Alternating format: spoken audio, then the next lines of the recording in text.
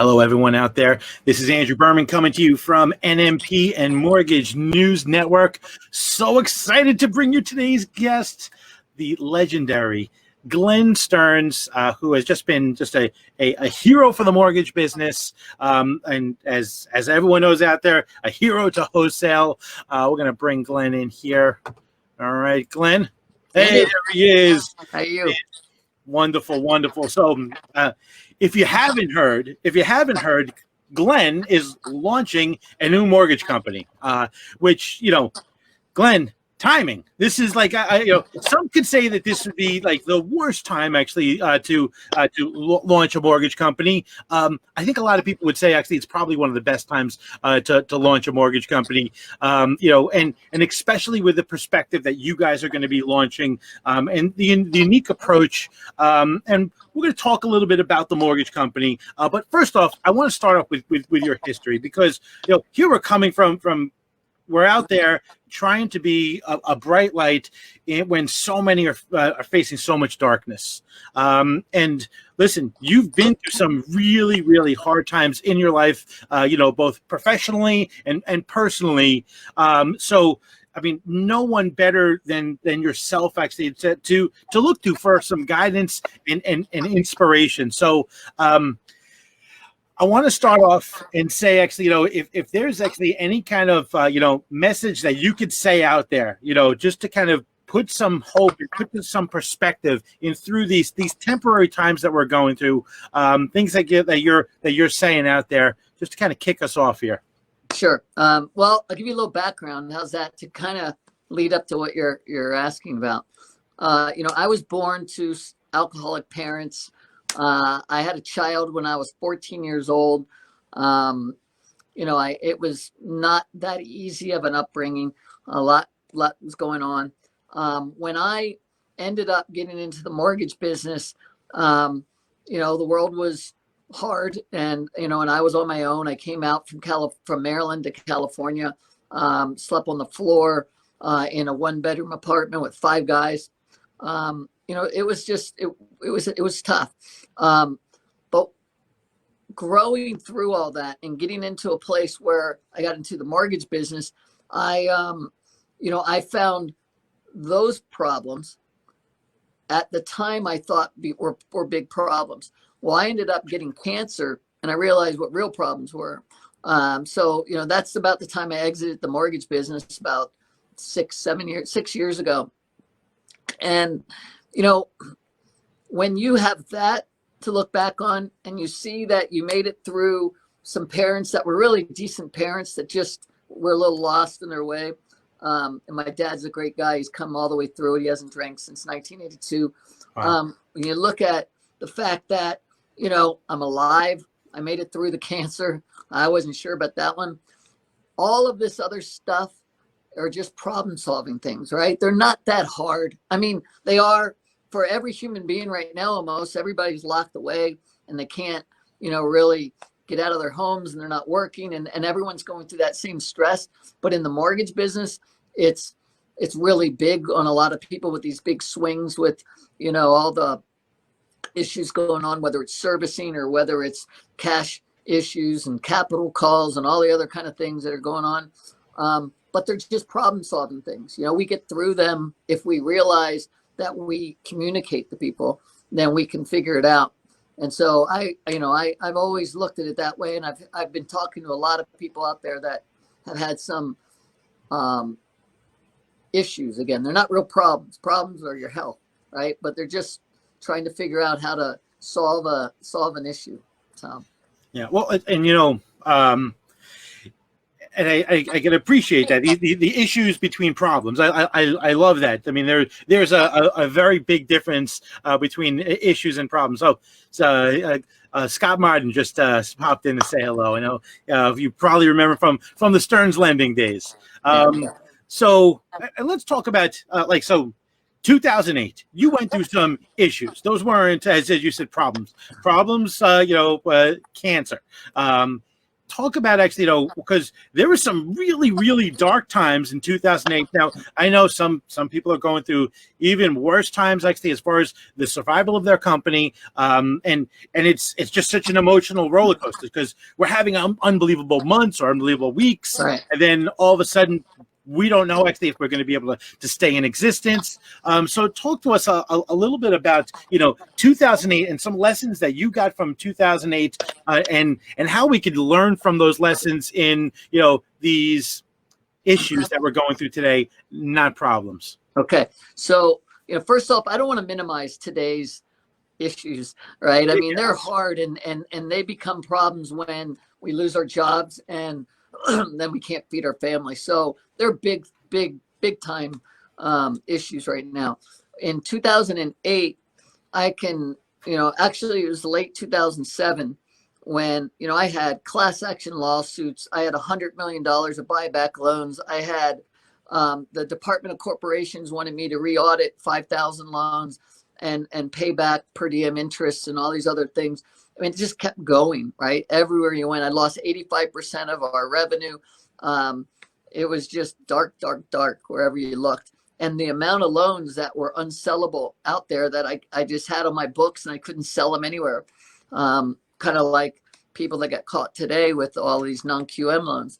And so when I look back at that, and I mean, some of the things we ended up doing, I mean, I literally took a clipboard and I flew to New York and I just went down the list, Bank of America, Lehman Brothers, whoever it was back in the day, we would negotiate a settlement. I do a global settlement with these guys. And, I could have waited on Lehman Brothers probably done a lot better, but should have slow played them, right? Should have slow played. That's a different joke. Yeah, we'll go into that later because I want to talk about that. But yeah, keep going. Ooh. Oh, did we lose you? Are you there? Oh, there we go. Okay. Can you hear me? I can hear you. Oh, I lost you. Can you hear me? You see me? Hello? Yeah, there we go. Okay, sorry about that. So, can you hear me? Yep, I hear you. Perfect. Wow, I can't hear you. So anyway, yeah, I cannot hear you. Testing 1 2 1 2. Oh, all right. Let me shoot. Hold on for a Let's see second. what's going on. How about now? Can you hear me now? Somebody just called me. Is what happened? Jeez. Didn't even know it. I thought I turned that thing off. Yeah. So if you want, I don't know Are if you you there? want. Yep, I'm here. I don't know if you want to maybe log off, log back in while we. So much for technology. All right, we're back. All right, can you hear me Don't now? call. Any Yes, please. Leave Glenn alone. Yes. So, but when I look back in 2008, I mean, I remember my big line. I had one major line back then, and they called me and said, "Glenn, party's over." I said, "What do you mean party's over?" They said, "We have 90 relationships and we are done getting out of the warehousing business. This is too fluctuating for us and we got bigger problems. So, I mean, we have 90 relationships. We're done. We got a handful that we're keeping and that's it." And I said, "Well, how long are you going to be, how long or when are you going to close them down?" They said, "We've got 2 weeks." I said, "So you're going to basically be putting me out of business." And he says, "I'm sorry to hear that." Right. And so the next morning, about 8:30 New York time, I called him and I said, "Hey, there's one thing you said that caught my ear." And he goes, "What's that?" And I said, "You said you're done. You're closing down 90 relationships. You're only keeping a handful." I said, "Can I talk to you about that handful?" And he says, "Sure." And I said, "Well, I'd like to look you in the eye." He goes, "Well, you're in California. I'm in New York. Going to be hard. We don't have Zoom back then." And I said, "No, actually, I'm in your lobby." I said, I flew all night and I said, "I'm here." And so, I had the class action lawsuits. I went and sat in the lawyer's office with no lawyer and just said, "How bad are you going to stick it to me?" I sat with every group I could and just slowly dug my way out of my hole. And it felt like it could never be done, right? How do you eat an elephant, right? And so I ended up basically getting to a point where it everything worked, But I always said I would never want to go through that again. That pain was so difficult. And then we go back to the cancer, and I went, boy, would I love to relive that again. I mean, the problem solving and I've never felt more alive than I did doing all those crazy things of, just trying to confront people and things. So yeah, it was interesting, interesting times. But so what did you do to have that moment of clarity? Because, like when you have, like a fatal time in your business, it's very difficult to think outside of the box, to think actually, hey, I'm going to go and look this, these people in the face. Like, how did you hit pause and say, all right, I need to do that. I need to stop actually and think of a different strategy, because this is not going to work, doing the begging over the phone like every other mortgage banker is doing at the same time that you were looking to do that. Well, what I saw differently was that most of the people I knew weren't begging over the phone. They were putting their head in the sand, and it was a big difference. And if you think about when we get stressed and when we're thinking we're losing, a lot of people, it's fight or flight, right? You either just say, I'm not listening, and then maybe it'll go away, right? But it doesn't go away. So I don't know why, but my personality is more, I don't want to be in pain. So let's get it out right now. Let's just figure this out. And then I can at least check that one off the box and move on. And I literally went to New York on a few occasions, and I said, I got up from the guy's desk, I closed the door, and I said, why don't we just sit here until we figure this whole thing out? And I said, I don't want to leave. I don't want you to leave. I want to have it all done. And we would fight, and fight and fight and fight. And, and that's what you had to do if you wanted to really get it done. And so, I think if there are people out there today that are feeling overwhelmed, or they've got issues with cash, I'm talking about the bankers that have gone through the big swings that they're doing. You gotta, and if you can't get the cash, then go to the broker dealers, go to those people and sit down with those guys, right? And figure it out. There's got to be ways, ways to be able to figure it out when, even when it looks like there's not, So, and any actually guidance or, just things that we could say, because a lot of the people actually that are going to be watching this are on the front lines, and, while like some of the phone calls they're going to be making, they're going to be able to help these borrowers. They're going to be able to do things for them. They're going to be able to get them into these unbelievably low rates that we have right now. And then some people are going to be, I just lost my job. Like you want to talk about a mortgage, and I just lost my job. So how do we actually deal with that negativity when you're faced with it, with the people that you're trying to help, when you're trying to make those phone calls? And so we have brokers that are going to be watching this, originators going to be watching this. They're making these calls, and some of them are like, fantastic, that's great, let's do some debt consolidation, this is a great time. And then the next call is, I'm shutting my business down, and I think actually my aunt is dying of coronavirus. So how do actually how do we have conversations with actually the public, knowing that that's what we're facing? Well, we've got to be compassionate, period, right? And care. And I think that was one of the bigger things that I took away from the last run that I had, was why it felt so successful and why we had such a great run is we really cared about our people, and that translated into into the customer. And so you've got to take that the whole way down. And I don't think it's just a bunch of lip service, right? You really got to do that. And so my wife is now involved in kind lending, and she's the chief happiness officer, right? She is out there literally, and I don't know if that was ever a real term or not, but we called her, the CHO, and she's like, so I'm the chief ho, is that what you're calling me?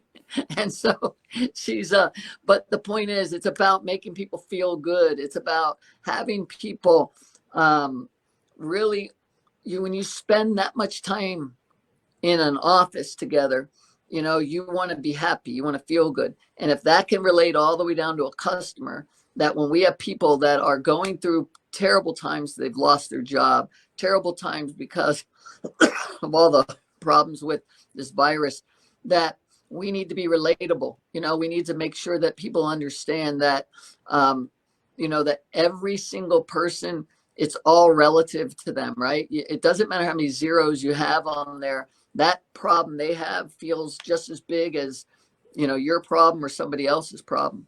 And it never has to do with money. I think it has to do with the perspective that we all sit in. Yeah, but it's all about perspective, because there are plenty of people that are in bad situations that some people, use that as a fuel. I mean, listen, we look at your history. Look at actually, when you have alcoholic parents. A lot of people, probably most people, are going to use that as a negative thing that's going to keep them down as excuse and reason why actually they're going to drink themselves, why they're going to actually be a failure in life and be accepting of that. But it's that perspective to be able to overcome it. Now, where did that happen? Like, did that inspire? Was there someone that inspired you to change your perspective? Was there how did you beat all the odds? Yeah, well, I mean, there are balcony people and basement people, right? There are people who are going to lift you up and people that are going to pull you down. And when I was young, I ran with the wrong crowd. I got myself in a lot of trouble. I started going down the path my dad and my mom went into. I was going down that road. And then, I can remember two specific people that came into my life that just said, I believe in you. And, one day you're going to do something great, Glenn. And, and I was embarrassed. I said, just stop. No, but it planted a seed in me and I wanted to prove them right, So that worked out obviously fairly well. And I've in turn, there's a group called Horatio Alger, and I've become a member of Horatio Alger, which is a wonderful, wonderful group of people. But what we also do is we honor students. So there's 45,000 students that applied to be Horatio Alger Scholar. And we pick a couple thousand a year and give them college scholarships. And then we have 110 that are national scholars. And these kids have gone through so much adversity in their life, so much. I can't even begin to tell you. But they chosen to be the victor, not the victim, right? And that's where we are in life, is we either are going to look at this and say, the glass is half full or not, right? All right. So we were talking about actually perspective. We were talking about, from what an originator could say, to keep that positivity when they're out there, they're facing those calls, they're making actually, and some of the people are able to use their assistance. Some of the people are just going through these ugly times. Just if you continue actually on telling us, some good things about actually that we could be saying to our borrowers, regardless of anything. That's right. Yeah. And so, I mean, again, it's a time to be compassionate. It's a time to think that maybe, people have it worse than we do. A lot of people in the mortgage industry have their jobs, right? They can do it from home, whether you're on, it's created a lot of hardship on a lot of the owners' backs. But if you're a loan officer or,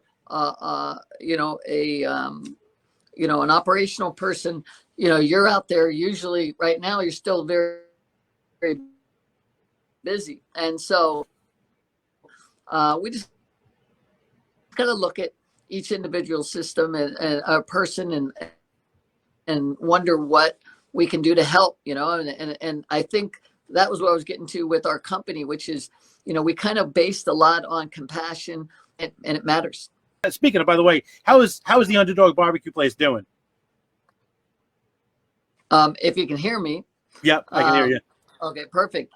They're doing the same thing. I mean, no one can go in to eat, so they're all at home. We got one guy in there who cooks, and he is out in the neighborhood delivering food to people, and that's it. That's Cowboy. If you remember, if you saw the show, Cowboy Mike, and he's the guy who's in there every day doing his thing. So he's been great. But, most of the other people have gone home because, there really isn't a need right now. It's kind of sad over there, Yeah. I mean, not just there, everywhere. Yeah. It's a good time to order that barbecue sauce. get that barbecue sauce, right? You guys are selling it on the internet, right? That's going well. Oh, All the internet stuff's going really well. that's It's good. crazy. All right, so I want to ask you: is there anything? Well, we'll get back to Scott's question a little bit because I want to know actually: is there anything actually that you've had to do to change course? With kind lending, since actually what we're dealing with right now, because I know you were talking about the launching in April, and here we are in April. So talk to us about what had to happen, in terms of that is different from the original plan. Well, I mean, we were ready to go. And then with all the chaos and with, everything kind of going up in the air, we thought timing wasn't right. I mean, all the programs were changing so fast. Everything was capital markets, everybody was having so many issues that we said, let's just sit back for a little bit, find out where they shake out on programming, and then we'll ease back into the market.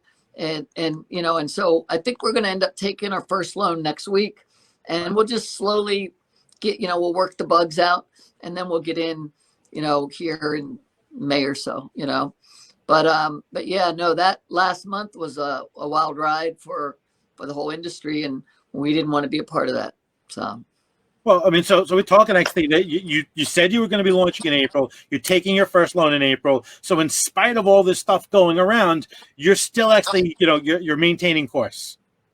Oh yeah, I mean, again, we were going to hire an additional 50 people March 25th.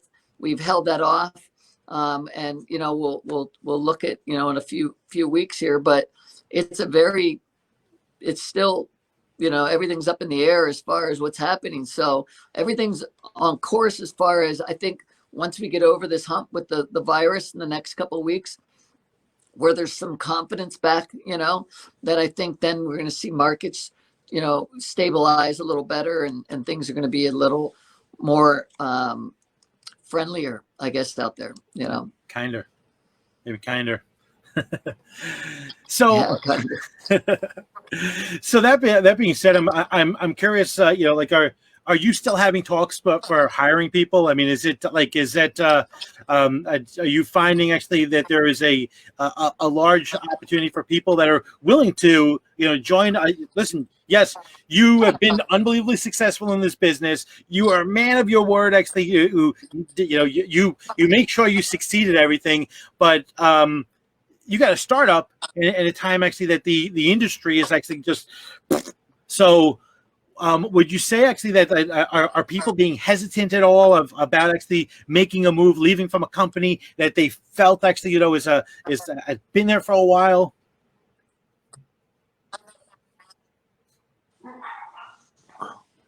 So I caught most of it. It started acting up again. But what I did hear you say is, are people ready to make that move over? And people work for people. I don't believe people just work for money. And so we are making an environment where people are going to be happy where they're working. And that's more important than anything. So we're making sure that all lines up so that we end up with, a great kind of a core group of people that all have wonderful reputations, and it just kind of grows from there. And so we haven't had any, we have, by the way, if you're out there and you gave us the resume, I'm sorry, because we haven't gotten back to a lot of people because we're overwhelmed with resumes. We did try to put out something last week to everybody that we got, just saying thank you. And, we're just needing to take some time. But yes, we're hiring. We want the best. We want happy people. There's people out there called onboard terrorists, right? They're great at their job, but they're negative people. And, I used to think I can't get rid of those people because they're so good. And when they left, or when we did get rid of them, we realized we're better off because that positive kind of feeling came back, right? But when you get this dark cloud, it's hard. So we want people that are positive, and we want people that are going to help, because again, it spills out all the way down to the customer. And so, we're going to be hiring a lot of people.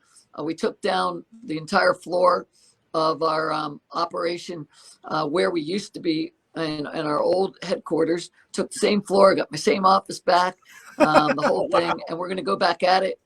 We got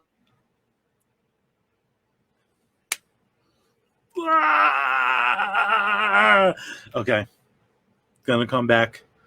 I've got some things that I got to ask him, so he's got to come back.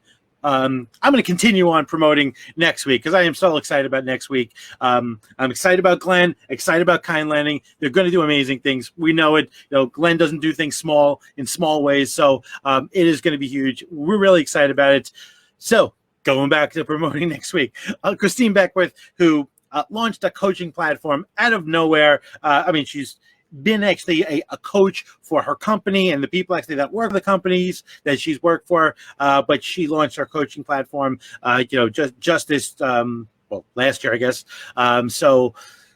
Christine's going to be joining us on Tuesday. Robert Stevens. So if maybe you know Robert actually is one of the hosts on Mortgage News Network. He does a show called Under Construction that comes out actually every week. So Robert Stevens is going to join us. He's going to talk about actually he's got some very positive messages that he's been putting out there. He's going to talk a little bit about that in addition to also talking about some great things. And we got Glenn back here. Bam. Fantastic. Thank you, Glenn. I changed Wi-Fi. So if it was my Wi-Fi, I'm sorry. I just flipped to a different Wi-Fi. Let's see if this one works. Awesome. Listen, it's you're well worth actually dealing with a couple of technical hiccups to be able to do. So now let me ask you this. Now you have this big giant space. You have all the old space.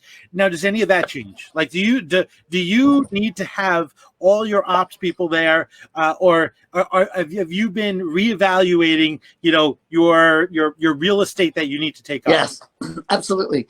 I mean, we had about 7 operational centers across the country for wholesale, right? And then retail, we had hundreds of offices. This time, I want to have 2 or 3 only. That's what we're going to have. Right now, we've got 2 going up. We got the one over on the West Coast, one on the East Coast. And I know there's a couple of our friends out there who have one operation, right? They keep it all under one roof. We want on the West and on the East, definitely. And then we're considering one right in the middle of the country, probably Denver. And so we're changing that. We definitely think that, that the AE is very important still. Yeah. I don't care what some of the other guys have done because there's hand holding necessary for a lot of these loans. A lot of brokers definitely need someone to advocate and fight for their loan. So we're a big, supporter of the account executive, and it might cost us an extra 4 basis points. Okay. But I think it's worth it when half the loans out there really require, a story to be told. And so, and the other half will run through a way similar to some of the other guys that maybe don't need an account executive. So we'll go down 2 paths there, learn that, and what we would do differently. And then this last month has given us a lot of, kind of a lesson on, do we really need all those people under one roof, right? Or can they work from home? I still think it's a good idea to have people in one roof to get the synergy, to feel the feeling that goes on within a business, to celebrate the highs and to really be able to work together. That's important. But I don't think we need the kind of offices, the infrastructure that we had before. And our software is a lot different too. It's a lot more of a newer based software. The platform is Blue Sage. If you heard of that one? Yeah. Yeah. And so we're running off of that as the main software, and then we've put some overlays and some things that we're doing special to it just ourselves. But didn't want to go to some of the older guys that have been out there, for a long time. It's obviously a little older in the architecture. So we're trying to get some things that'll be a lot better, so it can get on your mobile phone, that that you can get it out into the public a lot easier. And remember, Blue Sage is like one of the unique. It's not an LOS, it's not a CRM. It's an LOS and a CRM. It's where there's one system. I mean, it's right. If I remember correctly, actually, it kind of combines both functions into one system.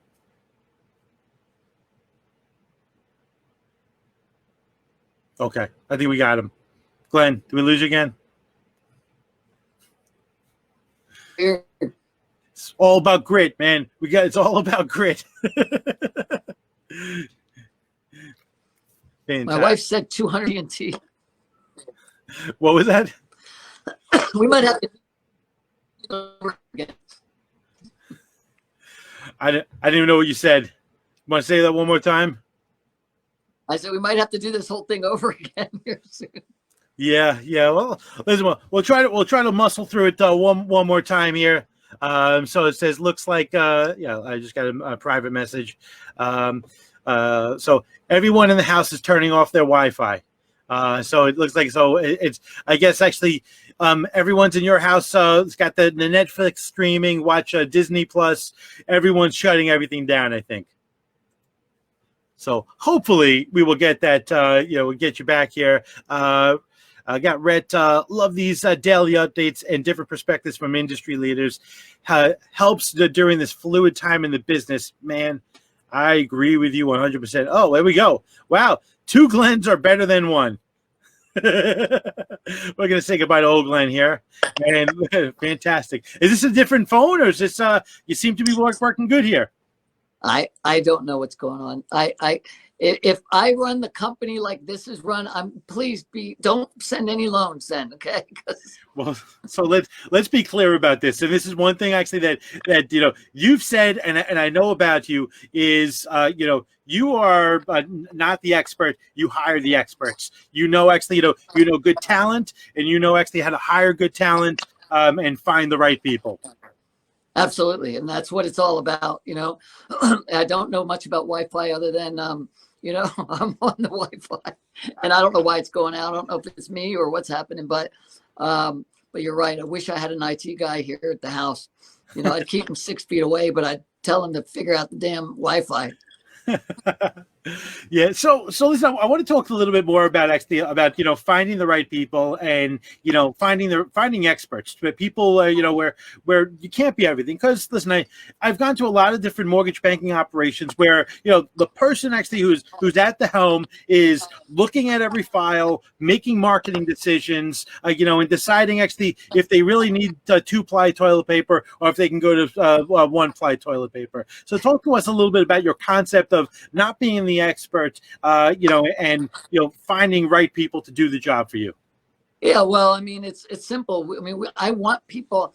I've been in a world where it was good to talk about problems, and all we wanted to do is fix problems. And then I've been in that world where you got kind of chastised if you brought up a problem because it reflected on the team, right? And I don't like that world. I like where we all come together and we talk about what's going on. Because when we talk about that, we can fix it, right? There's no need to worry about blame. There's no need to worry about if it's somebody, it's okay. If you can bring it up and we can fix it, it'll get better. So, our kind of strategy is a kind of a bottom-up strategy, right? Where we want to listen to the people closest to the ground and make sure that we're doing things to make their life easier. And if we can do that, then they're going to help make, the company stronger, and everyone's going to win that way. So I've always had that type of, I guess you call it servant leadership style. I work for the people that all come in every day that want to give their time to our company because they believe in it. And I'm grateful and thankful for everything that they do. And it seems, I think, to be for us the right strategy because I think people care more. And I've always been real proud of, the people that are in our company because they do care. So that servant leadership, where like, is that something that you have to be born with? Is that something that that you developed over time? Like where does that come from? I know you've talked about that a lot, and it's evident in a lot of your actions. But I'm just wondering actually if this is something that that was something you were born with, or something actually you learned from people or watching others. Maybe those 2 people that kind of had the change in your life. Right. I think it depends on your personality. Do you care about taking the credit, or do you care about reaching the goal, right? And I would want to reach the goal, and I want the people that help build and make the goal, I want them to take the credit. So, while I might say we're gonna, we want to put a man on the moon, okay? The people who actually sit every day and work on it are the ones that need to be rewarded and the ones that need to be thanked. And so, for us to go out and say we're going to do, $1 billion of business by the end of the summer. Okay, let's just put a number out there, and then can we do it? Well, then that took every underwriter, every funder, every AE, every broker, everybody together to do that. And so, I'm thankful for them, right? I didn't do it. I just threw some goal out there, and then we had a group of people that all came together and made it happen. So, some people need to, feel that, they are the ones responsible. I know I'm not. That's the one thing I do know is that there are a lot of people that sacrifice and do a lot more than I do.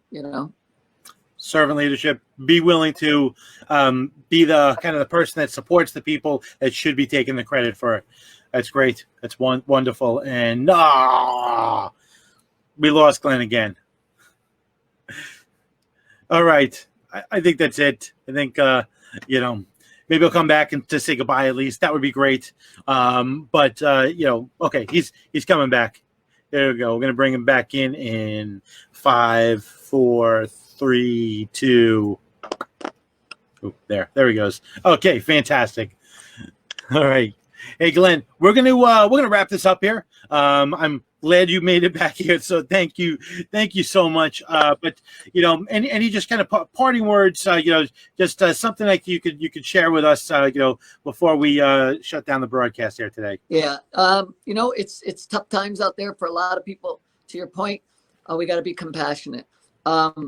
There's one saying that I always like to use: "This too shall pass," right?